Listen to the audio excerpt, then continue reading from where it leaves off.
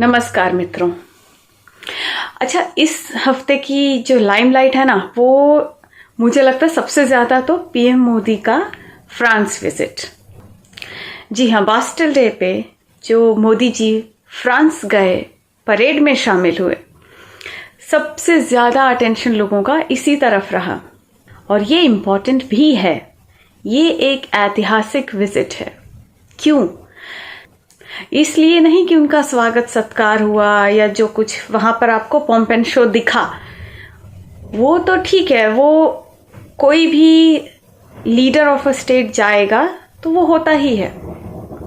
लेकिन यदि आप इसके मायने और निकालें तो आप देखेंगे फ्रांस एक ऐसा कंट्री है, ये अपने आप में एक ही ऐसी कंट्री है यूरोप में जो आप कह सकते हैं वैचारिक रूप से, मानसिक रूप से स्वतंत्र है, जो यूएस की गुलामी नहीं करती है। यदि आज आप देखेंगे, और ये आर्थिक दृष्टि से नहीं कह रही हूं, आर्थिक दृष्टि से तो फ्रांस में अपनी अलग अलग परेशानियां हैं, वहां कई तकलीफें चल रही हैं, पूरे यूरोप में है क्राइसिस, पूरे इनफैक्ट यूएस, यूरोप, पूरी दुनिया में इकोनॉमिक क्राइसिस चल रही है। ठीक है, आर्थिक दृष्टि को जरा हम साइड में रखें। ठीक है, सामरिक जो शक्ति है, या शक्ति से भी ज्यादा कहें तो जो डिसीजन मेकिंग पावर है, इस समय उसका केंद्र सबसे पहले तो है यूएस। एक सुपर पावर है यूएस, ये जानी मानी बात है। यूरोप में देखें तो आता है फ्रांस, जो इंडिपेंडेंट है इस समय। फ्रांस यूएस की दखलंदाजी बर्दाश्त नहीं कर रहा है अपने सामरिक, कम से कम सामरिक हो या आंतरिक मुद्दे जो हों।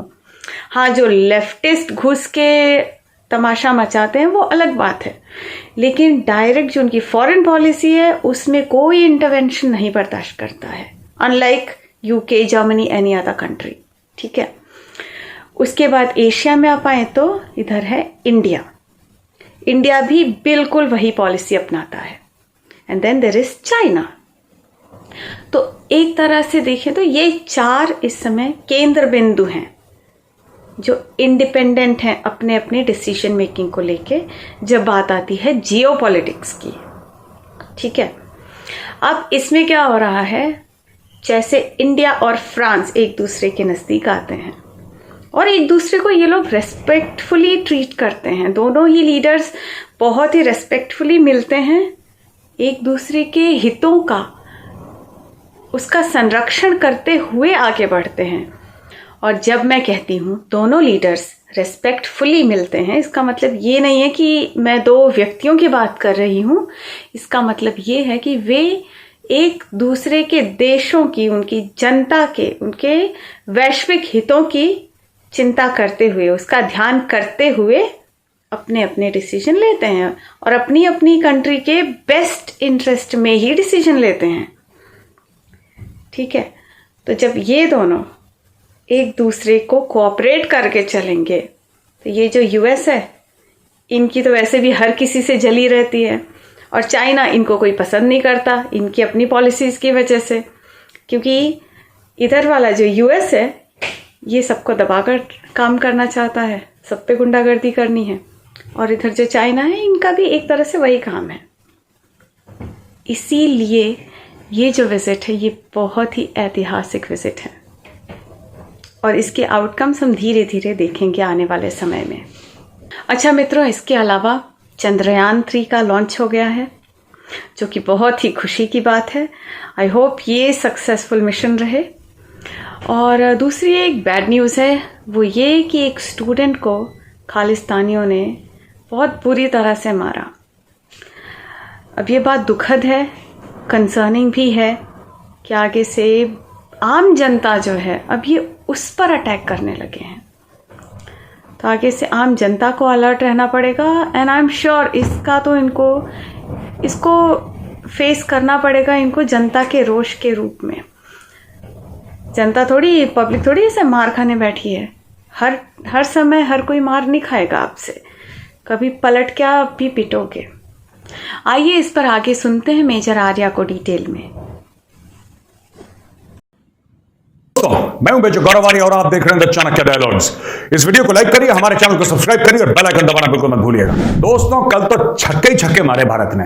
एक तो जो भारत की फौज का कंटिंजेंट जो कि मार्च करा बैस्टल डे की परेड में, आपने देखा पंजाब रेजिमेंट वाले आप मुझे तगड़े, बिल्कुल लंबे चौड़े, और क्या ड्रिल का स्टैंडर्ड था, मजा आ गया बॉस, देख के दिल खुश हो गया अपना। और मैं और एक हमारे senior officer general Sanjay Soi, जो कि Naga regiment and Kumaon regiment are the same, वो स्टूडियो में बैठे थे, मैं बैठा था और हम लोग यही डिस्कस कर रहे थे। हमने बोला सर बाकियों का ड्रिल का स्टैंडर्ड देखो और हमारे ड्रिल का स्टैंडर्ड देखो, क्या बंदे अपने मार्च कर रहे थे, ठीक है ना। और दूसरी तरफ वहां पे हमारे एयरफोर्स, नेवी पूरा एक साथ राफेल ऊपर से उड़ रहे हैं। क्या जबरदस्त शो था, देखिए छोटा सा वीडियो दोस्तों।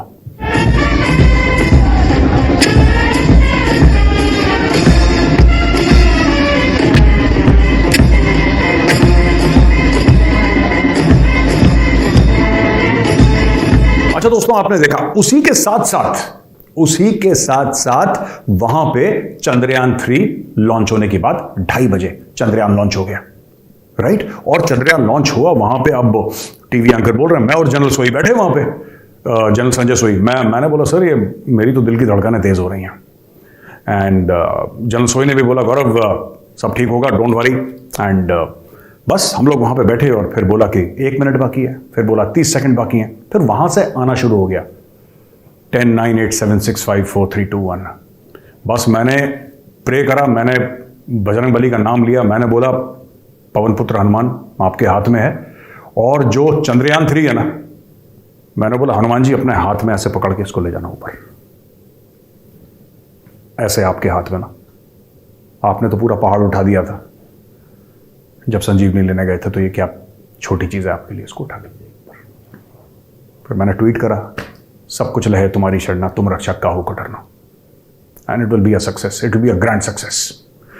तो दोस्तों, yesterday was a very emotional moment यार, मैं क्या बताऊं आपको, रोंगटे खड़े हो गए जब हमने देखा ना।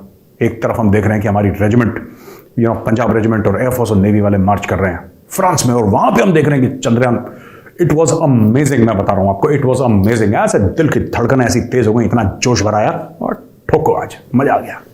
ठीक है दोस्तों, तो ये स्टोरी है, छोटा सा चंद्रयान का क्लिप देखिए आप, छोटा सा क्लिप, फिर उसके बाद मैं आपको ले चलता हूं दूसरी खबरों में।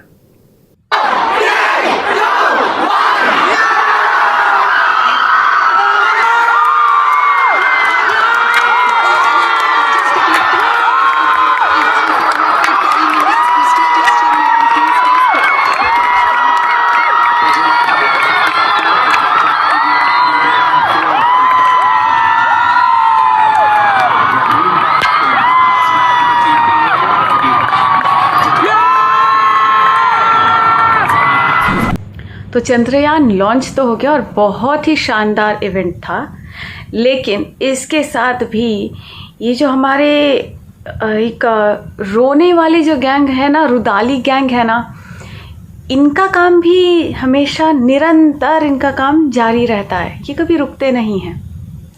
पहले इसरो चेयरमैन जो है वो मंदिर चले गए, उन्होंने पूजा अर्चना कर ली चंद्रयान की सफलता के लिए, तो रोने लगे, कहने लगे ये हिंदू रॉकेट है। हाँ, तो अगर है हिंदू रॉकेट तो क्या तकलीफ है। मैं तो कहती हूँ बहुत लोग उसको एक्सप्लेन करने लग रहे हैं, क्यों एक्सप्लेन करना है, हिंदू राष्ट्र का हिंदू रॉकेट है। और ये वही डबल स्टैंडर्ड्स रखने वाले लोग हैं जो यदि क्रॉस लेकर कोई खड़ा हो जाता, या अगर चेयरमैन साहब अपने ऑफिसर्स के साथ चर्च चले गए होते, या कहीं कोई दरगाह पर चादर चढ़ाने चले गए होते किसी मुर्दा पर, तब ये लोग इस तरह से विलाप नहीं करते। तब इनफैक्ट उसकी तारीफ की जाती कि अच्छा इन्होंने देखो इसलिए किया ताकि इन्हें सफलता मिले, और अब जो इन्होंने कर लिया है, चादर चढ़ा दी है एक मुर्दे के ऊपर, तो इनको सफलता मिल सकती है। तब कुछ इस प्रकार के इनके विचार होते, या शायद वो टॉपिक कभी आता ही नहीं लाइट में, क्योंकि इनका काम तो हो गया बस इतना दिखाते, वो देखो टोकरा उठा के जा रहे हैं चेयरमैन साहब चादर चढ़ाने को, बस जिस तरह एक्टरों को नहीं दिखाते हैं, कभी रणबीर कपूर टोकरा उठा के जाते हुए दिखते हैं, तो कभी अजय देवगन, बस उसी तरह।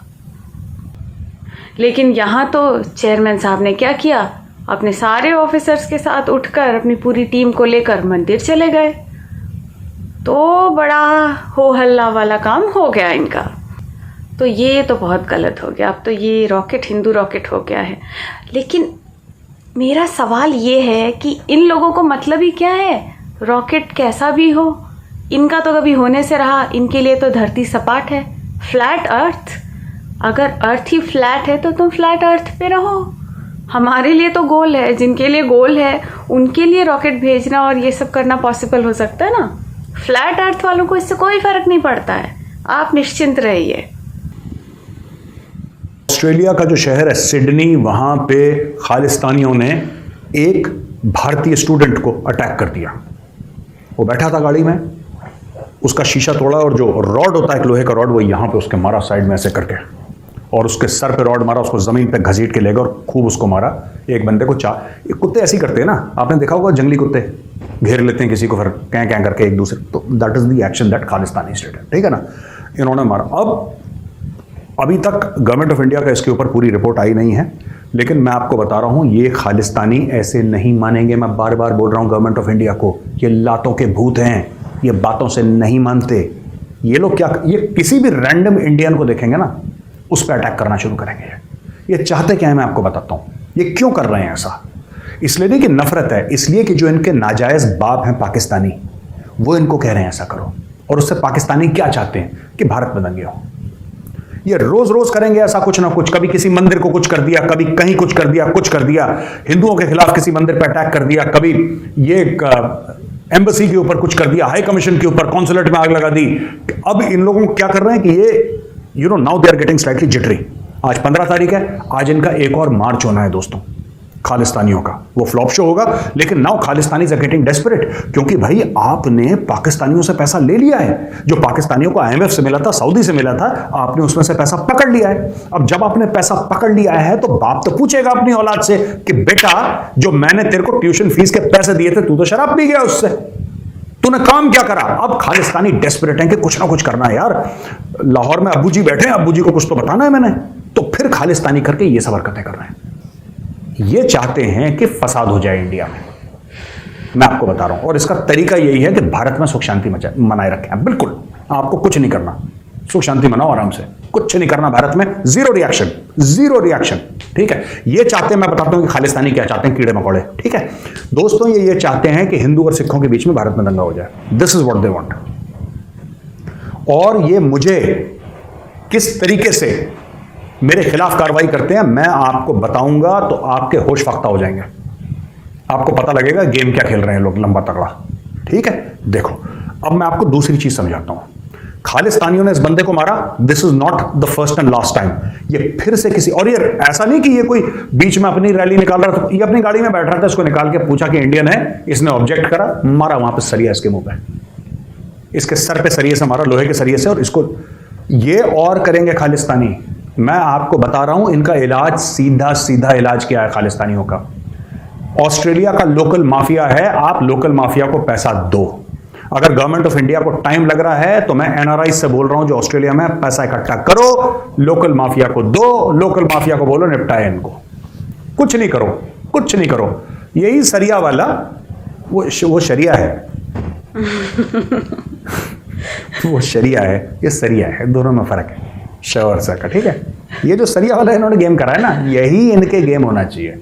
Then they will understand. देखो आप प्यार से इनको समझाओगे, बुद्धि तो है नहीं, लिखे पढ़े है नहीं, अंगूठा टेक है, ठीक है। सब के सब क्या करते हैं आके, आप किसी भी खालिस्तानी को देख लो, ये सब के सब करते क्या है, कौन सा काम करते हैं। They don't do any job which requires education, क्योंकि एजुकेशन है ही नहीं इनका, ठीक है। तो ये खालिस्तानी करते हैं दोस्तों। इनको टाइट करना बहुत जरूरी है। और जितने भी हिंदुस्तानी हैं हर जगह मैं आपको बता रहा हूं, you are under threat, you will be under attack. और ये मैं आपको बता रहा हूं, ये खालिस्तानी क्या करते हैं। कई लोग इंडिया में कहते हैं सिख, ये सिख नहीं है, ये सिखों के साथ भी ऐसा करते हैं। आप मीडिया में जाइए, आपको पता लगेगा। जो सिख है आम से अपना रेस्टोरेंट चला रहा है, ठीक है, उसका रेस्टोरेंट है, कहीं पे जॉब कर रहा है, कोई बढ़िया व्हाइट कॉलर उसका जॉब है, ये उसको हैरेस करते हैं कि तू खालिस्तान का झंडा क्यों नहीं उठा रहा। वो कह रहा है साहब मेरा क्या लेना देना खालिस्तान से, मैं देशभक्त बंदा अपना काम कर रहा हूं यार, आप मुझे गलत काम क्यों करवा रहे हो। ये उस सिख को भी मारते हैं खालिस्तानी है। ये इतने घिनौने किस्म के लोग हैं, मैं बता रहा हूं, घिनौने किस्म के। ये बेसिकली मैं बता रहा हूं, पाकिस्तान ने दोस्तों एक कुत्ता पाला है। पाकिस्तान ने कुत्ता पाला था पहले, भिंडरावाले नाम का एक कुत्ता पाला था, फिर उसने निज्जर नाम का पाला, फिर उसने गुरपतवंत सिंह पन्नू नाम का पाला। ये सब कोई नहीं है, ये परमिंदर सिंह पम्मा और ये सब जितने भी पता नहीं पंजवार और जो भी XYZ हैं ये लोग, ये सब यही हैं। ये पाकिस्तान के पाले हुए भऊ हैं, दीज आर भऊ। और वो भी कोई खास ऐसी ब्रीड के नहीं कि आपने बोला पाकिस्तान ने एल्सेशन, वो गली वाले होते हैं ना, दोज वंस, या दैट वन। तो दोस्तों इसलिए मैं बता रहा हूं, इनका वही इलाज है। ये लातों के भूत हैं, बातों से नहीं मानते। मेरे बस में हो तो मैं बता रहा हूं, भगवान की कसम, महादेव की कसम, मेरे हाथ में हो ना, 1 घंटे के लिए ये मिमियाएंगे मेरे सामने, रहम मांगेंगे अपनी जान की कि मेजर साहब बख्श दो। मेजर ऐसा खतरनाक आदमी है, जिस दिन मेरे हत्थे लग गई है, जिस दिन हत्थे लग गए बस they are done for, they are gone. ठीक है, क्योंकि जो देशद्रोह करता है ना, मेजर के दिल में उसके लिए कोई भी रहम नहीं है। There is no mercy, there is no mercy in my heart. If you work against India there is no mercy. बाकी हर खून माफ है तुम्हारा भाई, तुम जो करो, लेकिन तुम मेरे देश के खिलाफ काम करोगे ना, मैं तुम्हारे पीछे पड़ जाऊंगा। और मैं तुम्हारे पीछे पड़ चुका हूं ऑलरेडी, और मैं फंड्स इकट्ठा करवा रहा हूं, मैं एक स्ट्रक्चर सेटअप कर रहा हूं, और आपको दिख जाएगा कि मैं क्या कर रहा हूं। खालिस्तानी तुम छुप नहीं पाओगे बेटा, छुप नहीं पाओगे। रात रात को अपने घरों में नहीं जाओगे, तुम अपनी ऊबर में सोओगे। रात को चुपचाप हीटिंग लगा के ऐसे कंबल से अपनी ऊबर में सोओगे, क्योंकि घर जाने में तुम्हें डर लगेगा। I am after you.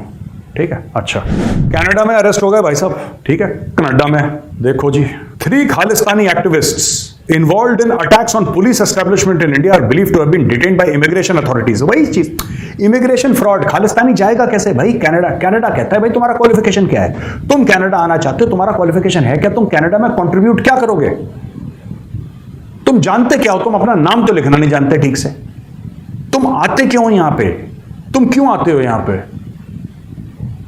अब देखो, ये जो थे बंदे, ये 3 खालिस्तानी सो कॉल्ड एक्टिविस्ट नहीं है, टेररिस्ट हैं। ये हिंदुस्तान टाइम्स की खबर है, Hindustan Times, 3 Khalistani terrorist activist ही हैं। ये भाई चले गए कनाडा, अपने वतन कनाडा। ठीक है जी, कनाडा में क्या हुआ कि इनका नाम क्या है, सतवीर सिंह। इसको कहते हैं सत्ता नौशेरा।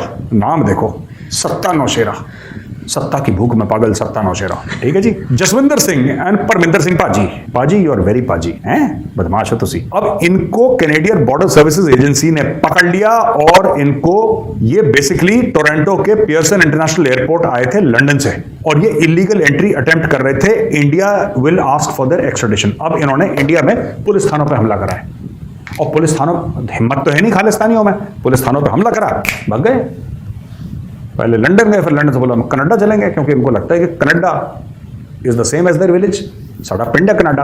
तो ये कनाडा पहुंच गए। अब कनाडा में पुलिस ने इनको धर लिया। अब now these people, India will ask for their extradition, कि भैया इनको ऐसा है कि इनका स्वागत पान पराग से होगा भारत में, आप भेजो एक बार इनको, इनका स्वागत किया जाएगा ढोल नगाड़े से, गाजे बाजे के साथ, टीका लगाया जाएगा, इनको माला पहनाई जाएगी, इनकी आरती होगी, नारियल फोड़ा जाएगा, भेजो तो इंडिया इनको। अब India will formally ask for their extradition. अब ये देखो, कनाडा के सिटीजन तो है नहीं है, they are not Canadian citizens. तो इन खालिस्तानियों को मैं बोलता हूं लो हैंगिंग फ्रूट्स, ये जो आसानी से वापस आ जाएं, ये लो हैंगिंग फ्रूट्स हैं। ठीक है, जो सिटीजन हैं उनको लाने में मुश्किल होती है, वो साल दर साल, लेकिन this is low hanging fruit. मुझे ऐसा लगता है कि 6-8 महीने में, साल में दे विल कम बैक। और मेरी मोदी जी से सिर्फ एक विनती हाथ जोड़ के, मोदी जी जब ये आए ना, प्लीज भगवान के लिए इनको उत्तर प्रदेश भेजिए। मैं बता रहा हूं आपको, don't send them to Punjab, Haryana, Himachal, Rajasthan, Kerala, Tamil Nadu, ना, they have to come to UP. क्योंकि यूपी पुलिस का जो आदर सत्कार है, जो उत्तर प्रदेश पुलिस जितनी मेहमान नवाजी के लिए फेमस है, they deserve to come to UP. Sir, मैं मोदी जी से हाथ जोड़ के विनती कर रहा हूं, सर प्लीज इनको उत्तर प्रदेश भेजिए। इनको चाहिए बाबा की बूटी, बाबा, हमारे माननीय मुख्यमंत्री जी योगी आदित्यनाथ जी, बाबा, इनको बाबा की बूटी चाहिए। ये बिना बाबा की बूटी के नहीं मान, इनको बाबा की बूटी चाहिए, हम इनको देंगे बूटी, राइट? इनको भेजिए उत्तर प्रदेश। ये सतविंदर सिंह और परमिंदर सिंह जितने भी है ना, send them to Uttar Pradesh. जैसे वो था ना, पुलिस आ गई, पुलिस। अच्छा, पंजाब पुलिस भी बहुत तगड़ी है by the way, not to say that ये तगड़े नहीं है। भारत ने कनाडा को ऑफिशियली बोल दिया है कि ये आप टेरिटरी यूज कर रहे हैं खालिस्तान रेफरेंडम के लिए, ये हमें नामंजूर है, हमारा डिससेटिस्फैक्शन है। Separatist group Sikhs for justice is organising the referendum held at Gurdwara Shri Guru Singh सभा इन मेल्टन एरिया। अब देखो ये यहां पे कर रहे हैं, भारत ने, देखो ये करने दो इनको, दे तो ये कुत्ते बिल्ली है ना, इनको करने दो। मुझे नहीं लगता कि इंडिया को ऑब्जेक्ट करना चाहिए कि रेफरेंडम करना दो। यार ये अनपढ़ लोग हैं, क्या रेफरेंडम करेंगे? मैं बता रहा हूं, ये तो पैसे देके किसी से लिखवाते होंगे कि साਡਾ नाम लिख दे, बस इनको नाम भी लिखना नहीं आता। अच्छा, मैं आपको ये कह रहा हूं कि मेरी सिर्फ एक चीज है, गुरुद्वारा साहब में कर रहे हैं, this is something that they are doing very wrong, for this they must be punished. Gurdwara Sahib भगवान का घर है, ठीक है, कोई भी गुरुद्वारा साहब हो, वो पंजाब में हो, दिल्ली में हो, केरला में हो, लंदन में हो, कनाडा में हो, कहीं पर भी हो, वो भगवान का घर है। आप उसके अंदर पॉलिटिक्स कर रहे हो, थोड़ी सी भी शर्म नहीं आई। दैट इज वाई मैं बता रहा हूं आपको, ये दुनिया के इंसानियत के दुश्मन है, पर सबसे पहले सिख धर्म के दुश्मन है। और मैं एक अलग से अपील करने वाला हूं। मैं जानता हूं वो अपील बहुत कंट्रोवर्शियल होगी, और मैं जानता हूं कि बहुत लोग क्रिटिसाइज करेंगे और बहुत ट्रोलिंग होगी मेरी, लेकिन वो मैं कुछ दिनों में वो अपील करने वाला हूं। छोटी सी अपील होगी, 1-1.5 मिनट की, लेकिन मैं वो अपील करने वाला हूं, और मैं चाणक्य डायलॉग्स में वो अपील डालूंगा। डॉलर मिल गए, डॉलर। अच्छा, मुझे क्या लगता है ना, इवेंचुअली ये जो खालिस्तान का पूरा नाटक चल रहा है ना, ये खालिस्तान अंत में बनेगा। ऑफिशियली नहीं तो कम से कम अनऑफिशियली तो बनेगा ही, और एक तरह से बन भी गया है। पर पता है कहाँ? कनाडा में। जी हाँ, ये भारत में तो बनने से रहा, ठीक है, पर अब जब ये खालिस्तान का जिन्न छोड़ा गया है तो कहीं तो जाएगा ना वो, और जो इसको प्रश्रय देगा ये उसी के पास जाएगा। ये खालिस्तान एक भस्मासुर है, तो इस भस्मासुर को वरदान किसने दिया, पाला पोसा किसने? सबसे ज्यादा इसको कनाडा ने पाला पोसा, ठीक है। ट्रूडो सर, हमारे ट्रूडो सर जो बैठे हैं, उन्होंने इतनी लिबर्टी दे दी है, तो अब ये भस्मासुर हाथ भी रखेगा सबसे पहले उन्हीं के ऊपर। जैसे शेर को होता ना, एक बार उसको खून का स्वाद मिल गया, फिर उसको खून चाहिए, किसी का भी हो। वो ये नहीं देखेगा कि अच्छा ये मेरा मालिक है, या ये मेरा ट्रेनर है जिसने मुझे ट्रेन किया, या इसने मुझे खाना खिलाया तो अब इसका खून नहीं पीना है। नहीं, उसको खून चाहिए, जो अवेलेबल होगा, जो मिलेगा, उसी का खून पिएगा वो। अच्छा, जहाँ तक बात है गुरुद्वारे की, तो ये लोग जो गुरुद्वारे में जाकर रेफरेंडम कराते हैं, गुरुद्वारे में हथियार ले जाते हैं, मुझे ऐसा लगता है सबसे पहले और सबसे जो इफ़ेक्टिव तरीका है इसको रोकने का, वो ये है कि बाकी सिख इनके विरुद्ध में खड़े हो जाएं। देखिए, सबसे बड़ी ना कमज़ोरी यही होती है, जो साधारण वर्ग है, जिसको अपने काम धंधे पे ध्यान देना है, अपनी सवेरे उठता है, उसको ऑफिस जाना है, किसी के दुकान है, किसी का बिजनेस है, अपने काम पर ध्यान देना है, घर आके उसे शांति से आराम करना है, अगले दिन वापस उसको काम पे जाना है। उसको इन सब पचड़ों में नहीं पड़ना है, और पढ़ना भी नहीं चाहिए, उसके पास समय नहीं है। लेकिन अब ये उसी वर्ग को उकसाने का काम कर रहे हैं ये लोग, और इनको ये नहीं पता है कि जिस दिन ये सामान्य वर्ग जो है ना, जो अपने काम में लगे रहता है, जो इतना बिजी रहता है कि ऐसे कितने भी असामाजिक तत्व होते हैं इग्नोर करते रहता है, जिस दिन वो सामान्य वर्ग उठ के खड़ा हो गया, कह देगा 2 दिन हम काम पे नहीं जाएंगे, पर हम इनका विरोध करेंगे डट के, उस दिन ये कहाँ जाएंगे? इनको मुंह छुपाने की जगह नहीं मिलने वाली है। और साथ ही साथ अब ज़रूरत है कि गवर्नमेंट कुछ ज़्यादा कड़े एक्शन ले। हमने देखा है, इसके पहले भी एक्शंस हुए हैं रिसेंट पास्ट में, इन लोगों के ऊपर क्रैकडाउन हुआ है, बट अभी और ज़्यादा मैसिव क्रैकडाउन की ज़रूरत है। इनको एकदम बुरी तरह से नस्तो नाबूद कर दो, और जैसा मेजर आर्या ने कहा ना, योगी जी के पास इनको भेज दो। सही, बिल्कुल सही बात है, एकदम सटीक बात बोली उन्होंने। एक बार योगी बाबा की पुलिस का एक डंडा पड़ेगा ना, ठिकाने आ जाएंगे इनके होश, सारा खालिस्तान हवा में, फिर इनका जो खाली स्थान है वो भी भर जाएगा डंडों की मार से। अच्छा, मेजर आर्या बड़ा क्यूरियस करके गए हैं इस वीडियो में, वो कौन सी ऐसी क्या अपील करने वाले हैं। मेरा तो पेट दुखे जा रहा है, बस आई कांट वेट। अब मुझे जानना है ऐसा क्या करने वाले हैं। आप लोगों को भी मुझे पूरा भरोसा है, आपको भी जानने की बहुत उत्सुकता हो रही होगी। चलिए वेट करते हैं, देखते हैं क्या होता है, ऐसा कौन सा अनाउंसमेंट करने वाले हैं वो। मिलते हैं जल्द, तब तक के लिए जय श्री राम, वंदे मातरम।